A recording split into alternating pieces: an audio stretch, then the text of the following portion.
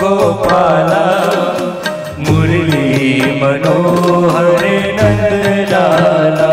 जय गोविंदा गोपाला मुरली मनोहर नंद लाला। जय गोविंदा गोपाला मुरली मनोहर नंद लाला। मेरो मुरली मनोहर नंद लाला। मेरो मुरली मनोहर नंद लाला। ओ मेरो मुरली मनोहर नंद लाला। मेरो मुरली मनोहर नंद लाला। प्यार मुरली मनोहर नंद लाला। प्यार मुरली मनोहर नंद लाला। ओ प्यार मुरली मनोहर नंद लाला। प्यार मुरली मनोहर नंद लाला। ओ जय गोविंदा गोपाला मुरली मनोहर नंद लाला। जय गोविंदा गोपाला मुरली मनोहर नंद लाला।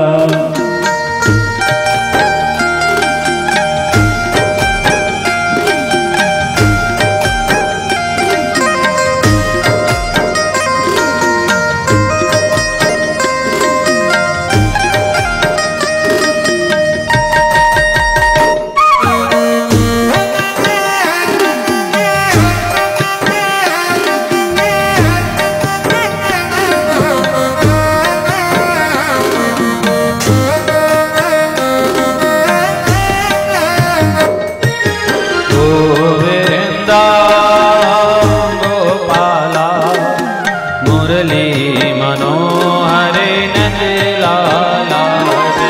गोविंदा गोपाला मुरली मनोहर नंद लाला। मेरो चीर चुरैया गोपाला। मेरो चीर चुरैया गोपाला। मेरो चीर बढ़ैया गोपाला। मेरो चीर बढ़ैया गोपाला। मेरो माखन चुरैया नंद लाला। मेरो माखन चुरैया नंद लाला।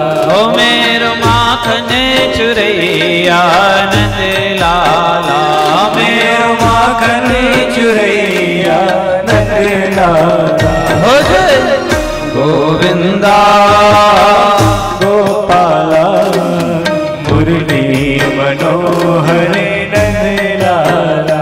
जय गोविंदा गोपाला मुरली मनोहर नंद लाला।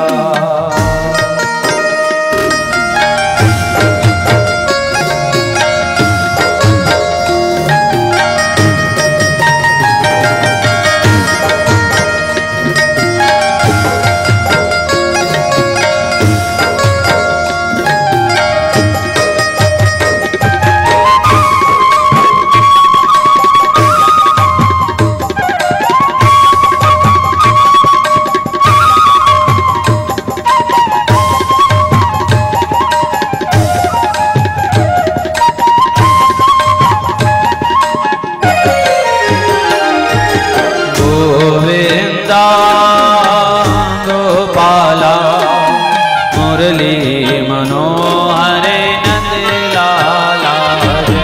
गोविंदा गोपाला मुरली मनोहर नंद लाला। मेरो रास रचैया गोपाला। मेरो रास रचैया गोपाला। मेरो नाग नथैया गोपाला। मेरो नाग नथैया गोपाला। मेरो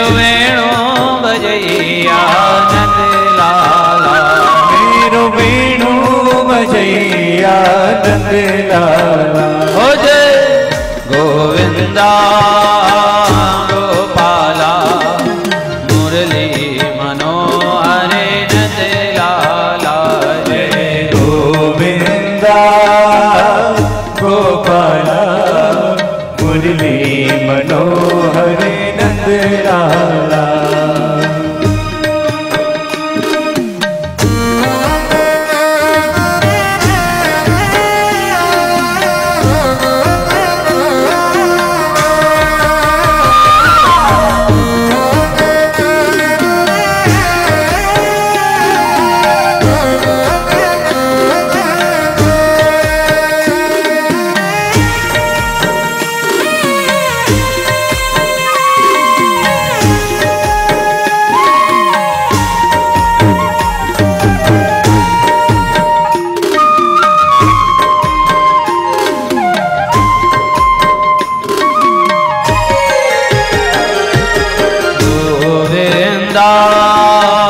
गोपाला मुरली मनोहरे नंद लाला।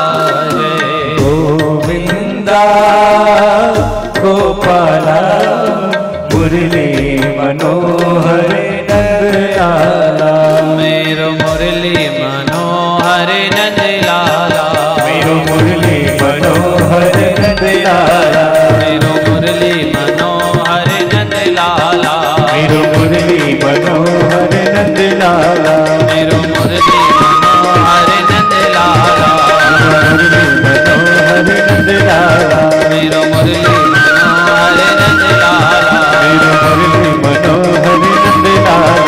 मेरो मुरली मनोहरे नंद लाला। ओ मेरो मुरली मनोहर नंद लाला। मेरो मुरली मनोहरे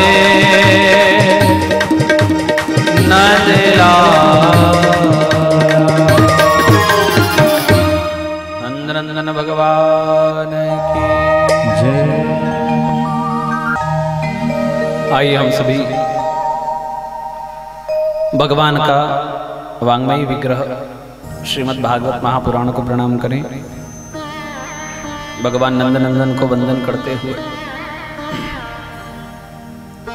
भगवान सर्वेश्वर महादेव को प्रणाम करते हुए आप सभी उपस्थित बंधुजन, वरिष्ठ जन, सभी भक्तिमती माताएं, आप सभी को नमन करते हुए सभी को सादर जय श्री कृष्ण। परम पावन श्रीमद् भागवत भागीरथी का निमज्जन दशमी से चैत्र मास और वैशाख मास पर्यंत हम कर रहे हैं। चैत्र मास मधु मास है और वैशाख मास माधव मास है। मधु और माधव, और इन दोनों का संयोग हमको मिल रहा है। ये संयोग पहले भी एक बार मिला है।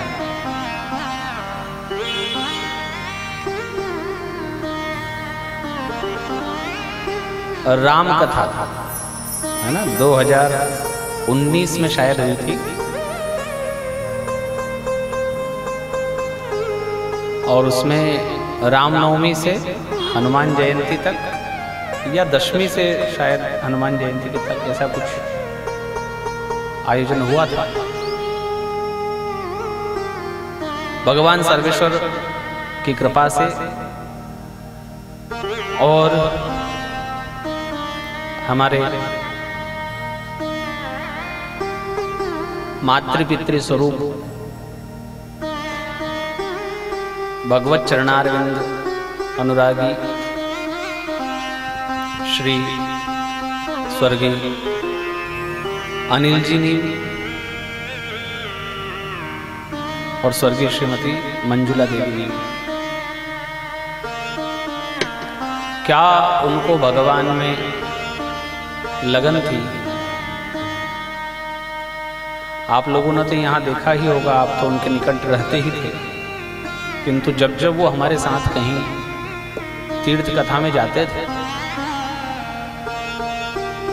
तो दोनों पति पत्नी अपनी छाप छोड़ते थे 200-400 लोगों के बीच में। अपने सरल व्यवहार से, सज्जनता से।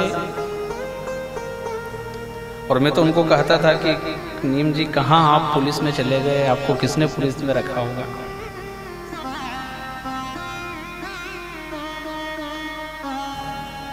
और उन्हीं की स्मृति में आज उनके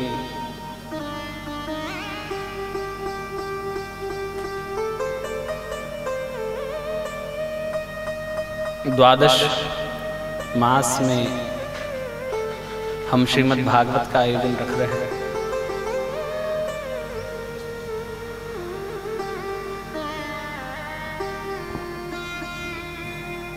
श्रीमद् भागवत पितरेश्वरों की वैकुंठ की सीढ़ी के समान है। और ये बात श्री नीम जी और श्रीमती नीम जी बहुत अच्छे से उनको रची बसी थी, क्योंकि बहुत उन्होंने सत्संग किया, बहुत सत्संग किया किसी भी बहाने से। हमारे ऊपर तो उनका विशेष प्रेम था ही, किंतु जो भी कोई मिल जाता, जहां भी सुनने को मिल जाती, वो सुनते रहते थे। इसलिए भागवत जो है वह एक ऐसा ग्रंथ है जिसको मरणोपरांत भी मिल जाए ना, तब भी वह उसका उद्धार कर देती है। तो यदि जीते जी इसका समागम कर लिया जाए, इसमें अवगाहन कर लिया जाए, तो कितना कितना ये आनंद देने वाली है। राम कथा उन्होंने करवाई थी 2019 में, इसी समय में। अब देखिए 2020 तो इसी समय का जो था वो कोरोना काल में गया, 2021 भी यही चैत्र नवरात्र का कोरोना काल में गया, और अब 2022 में पुनः इसी समय। ये संयोग है, ये व्यवस्था बनाई नहीं गई है, ये स्वतः बना हुआ मुहूर्त है। हमने कोई मुहूर्त नहीं देखा इस कथा को रखने के लिए।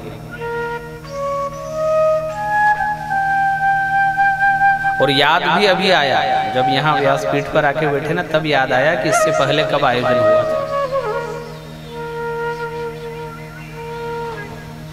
सच्चिदानंद रूपाय विश्वोत्पत्त्यादि हेतवे तापत्रय विनाशाय श्रीकृष्णाय वयं नमः। आज महात्म्य का हम पहले श्लोक से हमारी यात्रा आरंभ कर रहे हैं। श्रीमद् भागवत महात्म्य पद्म पुराणांतर्गत पद्म पुराण ने जो भागवत की बड़ाई की है, उसका यह श्लोक है जिसमें भगवान का रूप, भगवान का कार्य और भगवान का स्वभाव बताया गया है।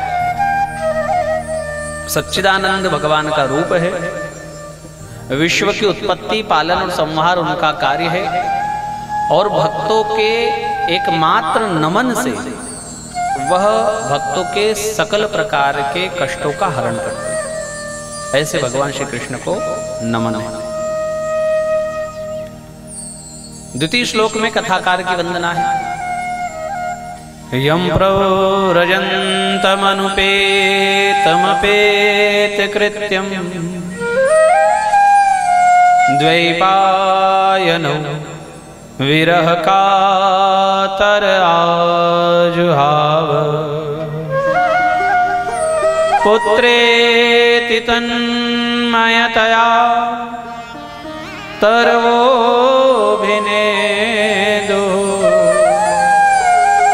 तं सर्वभूतहृदयं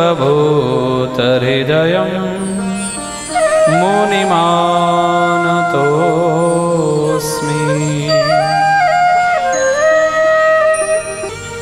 जो परिव्राजक हैं, जो एक जगह रुकते नहीं, जो अपेत कृत्य हैं, जिनको कोई कर्म करना बाकी नहीं। जब कोई कर्म करना बाकी नहीं तो कोई संस्कार की भी आवश्यकता जिनको नहीं। संस्कार उनको जिनको विकार हो, जिनको विकार नहीं है उनको संस्कार की आवश्यकता नहीं। इसलिए हमें जो संस्कार मिलते हैं जीवन पर्यंत 15 और मरणोपरांत 16वां संस्कार, ये संस्कार सुखदेव जी के नहीं हुए। ऐसे परिव्राजक, अपेत कृत्य और इस संसार माया बंधन से पूर्णतः विरक्त भगवान सर्वभूत हृदय सुखदेव जी को हम नमन करते हैं। नैमिषारण्य की ये कथा है और जितने भी पुराण हैं वो सब नैमिषारण्य धाम में ही हुए हैं। वहां ये प्रश्न सूत जी ने किया है, सूत जी से किया गया है कि कलिकाल में भगवत प्राप्ति। तो सूत जी ने इसके उत्तर में श्रीमद् भागवत की महिमा गाई है और बताया है कि ये श्रीमद् भागवत सुनने मात्र से मानव का कल्याण करती है। अनेक अनेक प्रकार के साधन इस संसार में है। सनातन धर्म और धर्मावलंबी पुराणांतर्गत शास्त्रोक्त वेद पद्धति से निहित कई प्रकार के व्रत, उपवास, जप, तप, नियम, संयम, आचरण, यज्ञ, यागादि, उनमें भी सर्वोपरि और सबसे सुगम और सरल उपाय है श्रीमद् भागवत कथा, जो सुनने मात्र से मानव का कल्याण करती है। इसके लिए कुछ साधन नहीं करना पड़ता, कोई प्रयास नहीं करना पड़ता, सहज जो भगवत प्राप्ति करा देता है, ऐसे श्रीमद् भागवत। इसकी बड़ाई में कहा गया है कि जब सुखदेव जी इस कथा को सुनाने के लिए बैठे तो वहां देवता गण आए और कथा सुनने नहीं आए, कथा का विनिमय करने आए, खरीदने आए। सुनने आते तो पीछे बैठ जाते। कोई बड़ा होता है ना तो वो बताता है कि हम बड़े हैं, ऐसे थोड़ी पता पड़ जाएगा कि उसको पचना भी तो चाहिए उसका, उसके द्वारा कमाया अर्जित किया हुआ धन, उसके द्वारा अर्जित की हुई उसकी कुर्सी, उसका सिंहासन। तो ये तो स्वर्ग के रहने वाले देवतागण, उनको कहां पचने वाला। तो वो कथा सुनने नहीं आए, वो सीधे सीधे कथा का विनिमय करने आए। किसके बदले? अमृत के बदले। गुरुदेव सुखदेव जी से निवेदन करते हैं कि आप कहां इसको कथा सुना रहे हो, इसको श्राप हुआ है मरने का राजा परीक्षित, और हम इसको अमृत पिला देते हैं। तो इसका जो इलाज है ना वो अमृत है, और बदले में कथामृत आप हमको सुना दीजिए। तो सुखदेव जी ने कहा, क्व कथा क्व स्वधा लोके, क्व कांचो क्व मणिर्महा, ब्रह्मरातो विचार्यैव तदा देवांजहासः।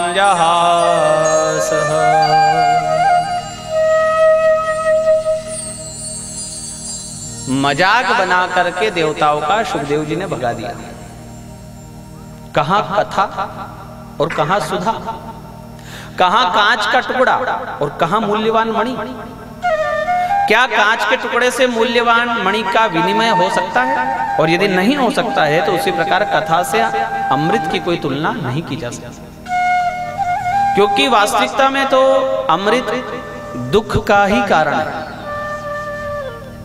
अमृत सुख का हेतु नहीं है। यदि अमृत सुख का हेतु होता तो देवता क्यों इसका विनिमय करने आते? सबसे पहला प्रश्न तो ये। यदि आपको पता हो कि हमारी चीज बड़ी है तो छोटी से बदला क्यों करने आए? तभी तो करने आए ना कि जब आपको पता है कि नहीं, सामने वाले की वस्तु बड़ी है और हमारी छोटी है। अमृत पान मरण नहीं होगा, किंतु जीवन कैसा होगा इसकी कौन गारंटी लेगा? स्थिति क्या बनेगी? क्या हमको घर में 125 साल की उम्र में भी वैसे ही पूछा जाएगा जैसे आज पूछा जा रहा है? क्या शरीर वैसे ही कार्य करेगा? और यदि नहीं करेगा तो मृत्यु तो फिर भगवान का बुलावा हो गया। मृत्यु अभिशाप कहाँ है? मृत्यु तो भगवान का बुलावा है। कबीरदास जी ने कहा है, यो मरने से सब जग डरे, मोरे मन आनंद, कब मरी हूं कब मिली हूं पूर्ण परमानंद। इसलिए मृत्यु की तैयारी सदैव होनी चाहिए। अमृत की चाह उसको है जिसको मृत्यु से भय है। और श्रीमद् भागवत अभयता देने वाली, किसी भी प्रकार का भय मानव को अशांति देता है, और अभयता भागवत देने वाली। तो अमृत से बड़ा आशीर्वाद है अभयता। अमरता नहीं, अभयता हमको चाहिए। बैरागी मन कितना त्याग करता है और संग्रही मन कितना इकट्ठा करता है। हम अपने आप से पूछे कि गीता का कितना ज्ञान है, रामचरितमानस का कितना ज्ञान है, आत्मा और परमात्मा की जो हम चर्चा कहते हैं सुनते हैं, इसमें हमारी क्या स्थिति है? तो अंदर से पता पड़ेगा कि ज्ञान और वैराग्य तो बूढ़े हो गए, इनको तो ताकत है नहीं। तो यही स्थिति वहां थी, और इसके लिए नारद जी ने जो प्रयास किया वो प्रयास भी सुन लीजिए। वेद वेदांत घोषैश्च गीता पाठैर मुहुर्मुहुः। वेद और वेदांत का घोष किया और गीता जी का बार बार पाठ किया। परिणाम क्या निकला कि वेद के उद्घोष से ज्ञान और वैराग्य जागते तो, किंतु जम्भाई लेते हुए पुनः पड़ जाते। तब आकाशवाणी हुई, सत्कर्म करो नारद जी, सत्कर्म करो। मैं तो सत्कर्म ही कर रहा था, मैं तो वेद वेदांत सुना रहा था, मैं तो गीता जी का पाठ सुना रहा था, मैंने कहां कोई बुरा कर्म किया? अभी सत्कर्म क्या है? सनकादि ऋषियों ने कहा, नारद जी, सत्कर्म सूचको नूनम ज्ञान यज्ञम स्मृतो बुधई। बुद्धिमान और ज्ञानी जन सत्कर्म कहते हैं ज्ञान यज्ञ को, और वो ज्ञान यज्ञ श्रीमद् भागवत है। भाग्योदयेन बहुजन्म समर्जितेन सत्संगमं च लभते पुरुषो यदा वै। अज्ञान हेतु कृत मोहमदान्धनाशम्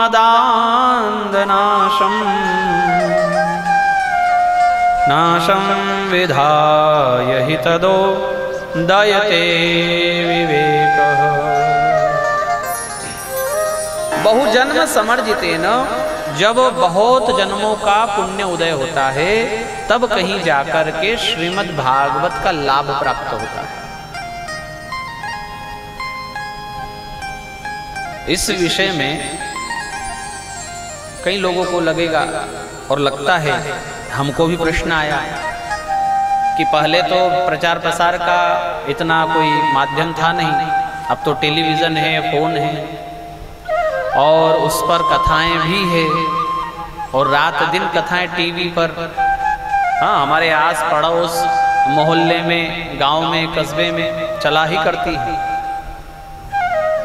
यहाँ लिखा है बहुजन्म समर्जितेन, बहुत जन्मों का पुण्य उदयमान हो तब भागवत मिलती है। इसका मंथन यूं किया जाना चाहिए कि लाख हमारे आसपास में बहुत कथाएं चल रही है, अनवरत चल रही है, टीवी पर, मोबाइल पर और हमारे पास में कहीं, किंतु हम कितनी सुन पाते हैं? और हम वास्तविकता में तब ही सुन पाएंगे जब हमारे पुण्यों का उदय होगा।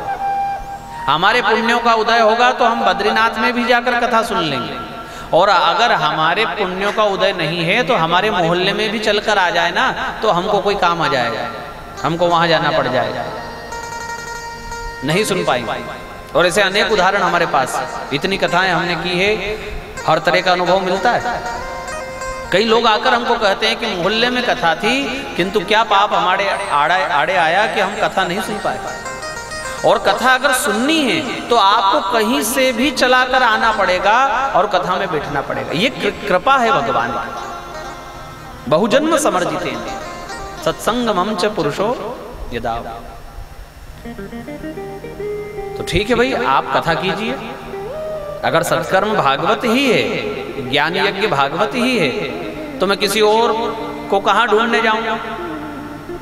कौन पंडित जी का वर्ण करूं? आपसे विद्वान कोई मिल सकता है? जो स्वयं भगवान के प्रथम अवतार है सनकादि ऋषि, उन्हीं का वर्ण किया, उन्हीं को कहा कि आप ही कथा सुनाएं।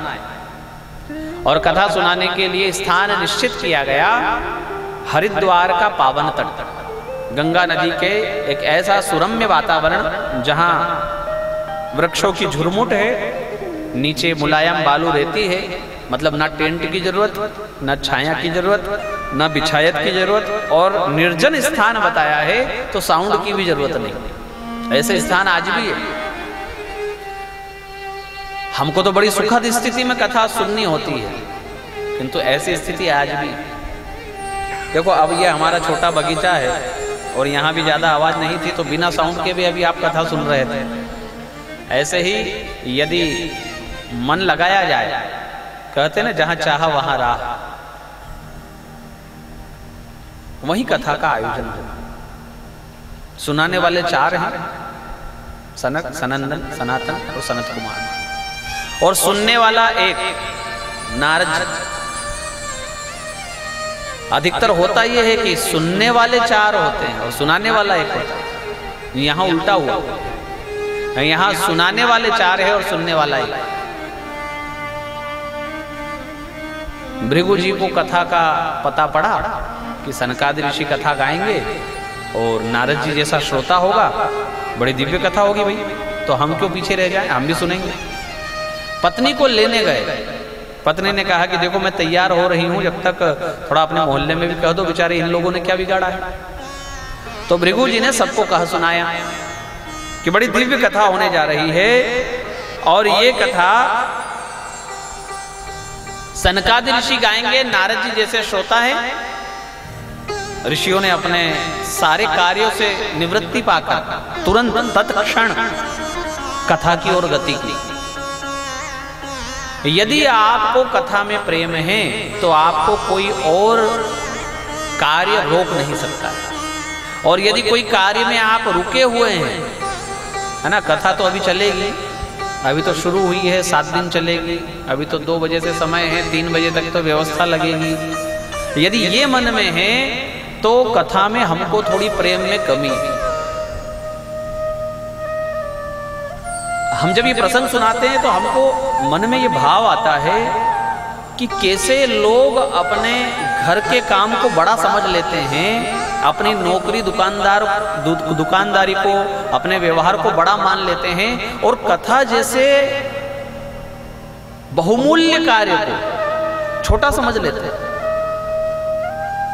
ये बड़ा मंथन का विषय है। मैं आप लोगों से निवेदन कर रहा हूं, हम क्यों आए हैं, किस लिए आए हैं, जरा इस पर विचार किया जाए। कितना बड़ा मकान और दुकान बना करके आपका नाम वहां भगवान के यहाँ रजिस्टर में लिखा जाएगा।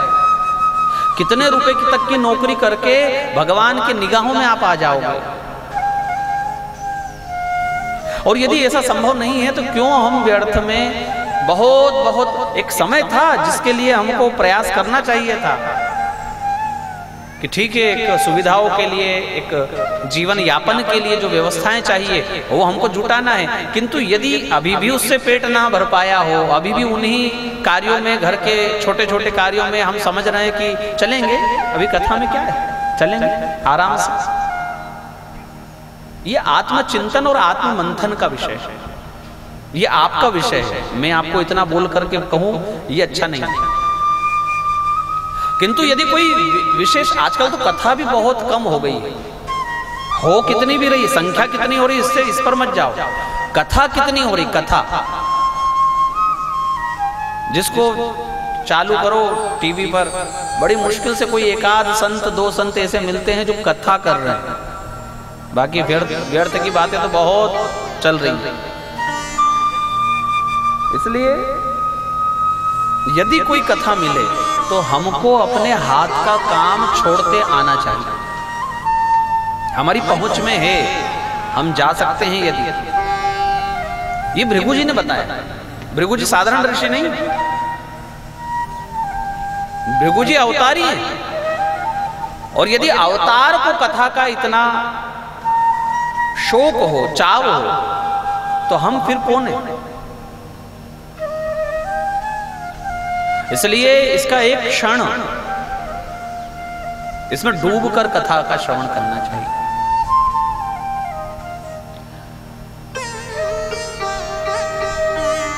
विगत कई वर्षों से तीर्थ में कथाएं हो रही है और लगभग कोई 400-500 लोग ऐसे हो गए हैं जो बस अभी पिछले 2 साल से तो बड़े छटपटा रहे थे, कहीं जाना है, कहीं जाना है, क्योंकि कोरोना के कारण कहीं जाना नहीं हुआ। तो मुझे याद आता है कि जब कथा करते थे हम, तो श्रीमती नीम जी कथा में डूब कर, आंखें बंद करके और मस्ती में कथा सुनती थी। इतना उनको लगन थी कथा में। जिनकी लागी रे लगन भगवान से,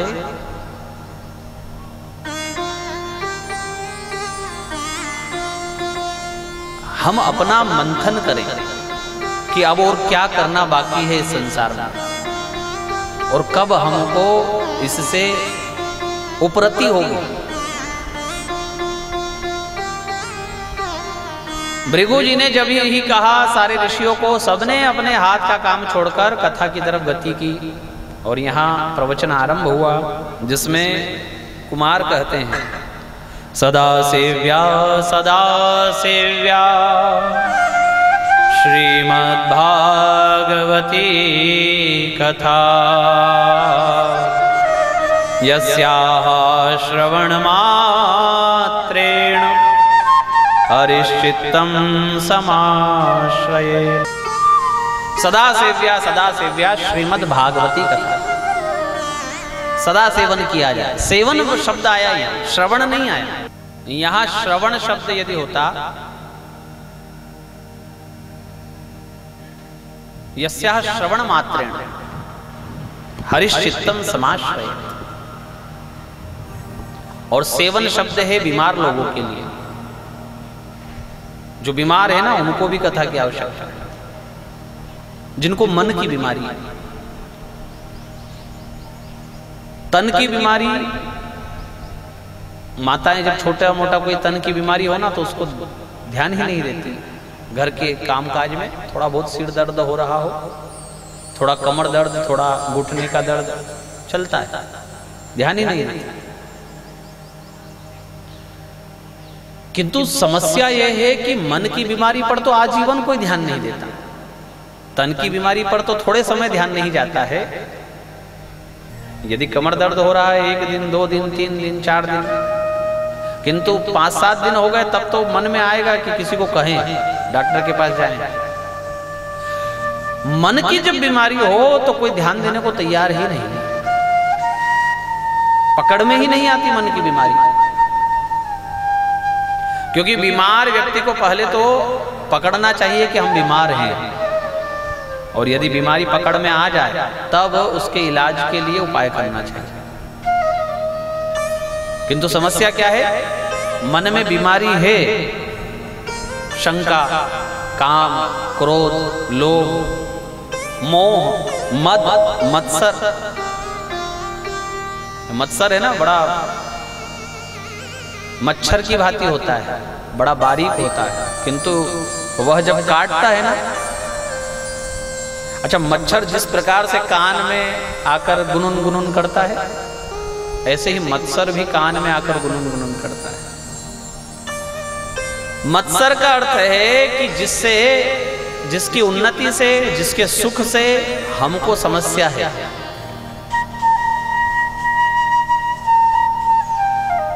कोई ऐसा व्यक्ति, कोई ऐसी स्थिति जहां हम सामने वाले के सुख से दुखी हो जाए, ये मन की बीमारी है।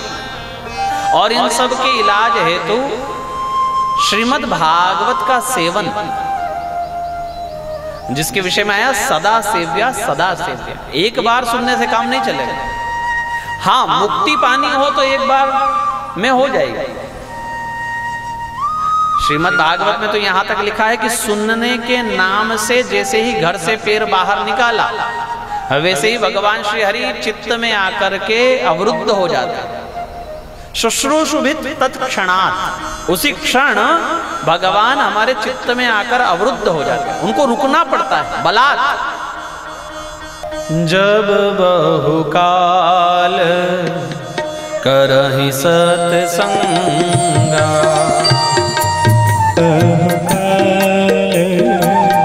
करहि सत्संगा, जब बहुकाल करहि सत्संगा, जब बहुकाल करहि सत्संगा, तब ही होई सब संशय भांगा, तब ही होई सब संशय भंगा, तब ही होई सब संशय भांगा, तब ही होई सब संशय भंगा, जब बहुकाल करहि सत्संगा, जब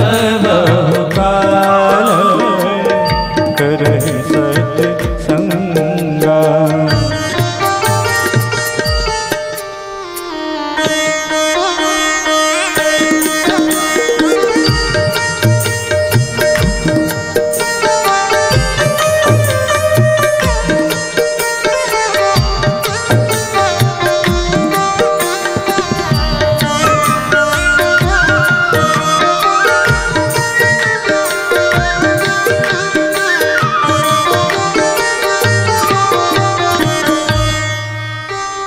जब बहुकाल करहि सत्संगा, और यहाँ कुमार सनत कुमार आदि क्या कहते हैं? सदा सेव्या सदा सेव्या, यानी जीवन पर्यंत की बात की जा रही है। जैसे जैसे समय मिलता रहे बीच बीच में हमारे पास में कहीं कथा हो रही हो, और आजकल तो इतनी सुविधा भगवान ने दे दी कि मोबाइल पर भी कथा चल रही है, कोई सुनने वाला हो तो टीवी पर चल रही है, अपना कार्य भी चलता रहे और बढ़िया कोई संत की कथा चलती रहे।